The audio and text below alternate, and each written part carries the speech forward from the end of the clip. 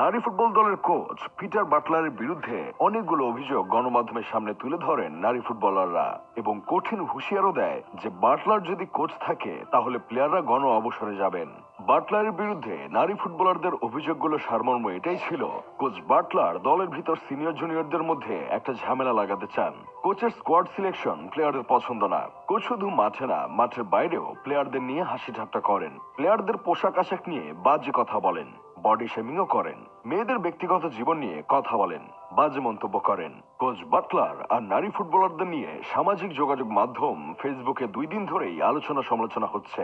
কেউ বলছেন 2022 সালে প্রথম সাফ নারী চ্যাম্পিয়নশিপে শিরোপা জিতেছিল বাংলাদেশের মেয়েরা, তখন ছাদ খোলা বাসে সাবিনা, ঋতুপর্ণাদের বাহাবা দেওয়া হলো, রাষ্ট্র এই মেয়েগুলোর কৃতিত্বে বিশ্বজুড়ে প্রশংসা কুড়ালো।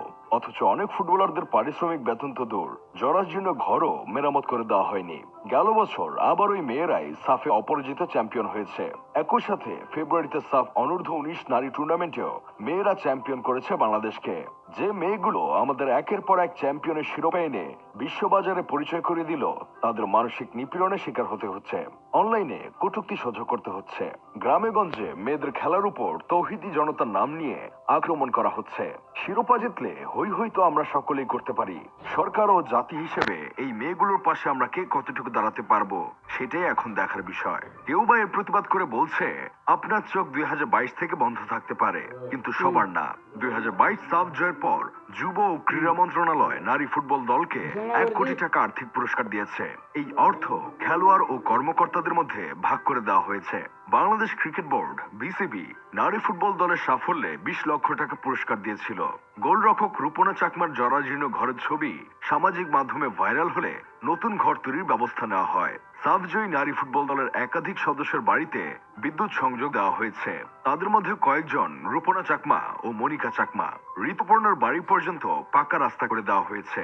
কেউ আবার বলছে মেয়েদের সাথে এমন আচরণ কোনোভাবেই মেনে নেওয়া যায় না, এই কোচকে বয়কট করা হোক। কেউ বা এর প্রতিবাদ করে বলছে মেয়ে মানুষ কান্না করে বলছে মানে সত্যিই বলছে। বিষয়টা এমন না।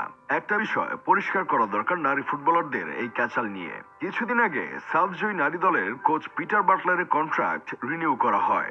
এখন সিনিয়র প্লেয়াররা এটা নিয়ে আপত্তি তোলে এবং প্র্যাকটিস বয়কট করে, আর জুনিয়রদের হুমকি ধামকি দেয় যাতে তারাও প্র্যাকটিসে না যায়। পিটার বাটলারের সাথে নারী দলের ক্যাচাল সাফ টুর্নামেন্ট থেকেই। টিকটক করা নিয়ে প্রেসের সামনে মন্তব্য করায় তাদের ইগো হার্ট হয়। তাদের কথা, কোচ কেন টাফ বিহেভ করবে, কোচের স্কোয়াড সিলেকশন তাদের পছন্দ না।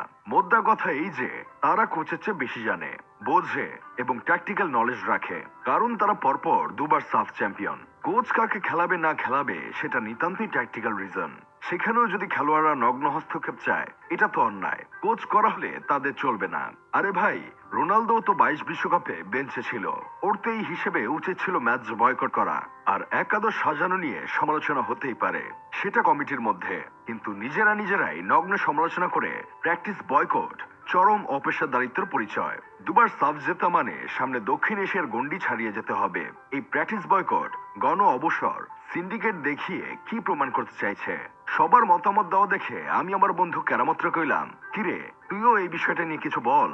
কেরামত কইল, তুই কি আমায় লিঙ্গ ছাড়া সিংহ বানাতে চাস? পারলে তুই নিজে মতামত দে। আমি কেরামতকে কইলাম, না রে ভাই, সব জায়গায় নিজের মতামত দিতে হয় না, কিছু জায়গায় নিজে চুপ থেকে অন্যের উপর দিয়ে চালিয়ে দিতে হয়।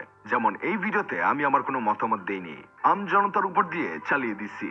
যাই হোক, শেষমেশ আমি গোলাম হোসেন একটা কাজের কথা কই। বাফুফে